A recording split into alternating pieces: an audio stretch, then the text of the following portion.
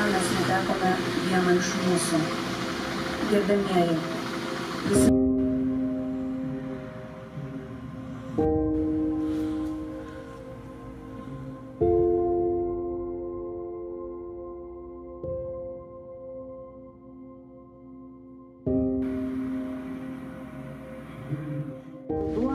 Tai metas, kai gamta sustoja, kai vėjas linguoja paskutinius lapus, o dienos tampa vis tylesnės.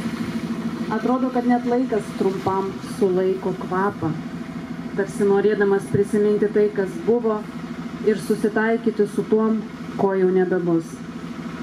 Šiandien ir mes susirinkome čia, jausdami tą pačią tylą širdyse. Labadiena, gerbiama Virginija, Laura, Rolando šeimos nariai. Artūrui buvo labai jautrus asmeniškai, todėl mes galėsim tiesiog Artūrą pakalbinti prie kavos ir arbatos.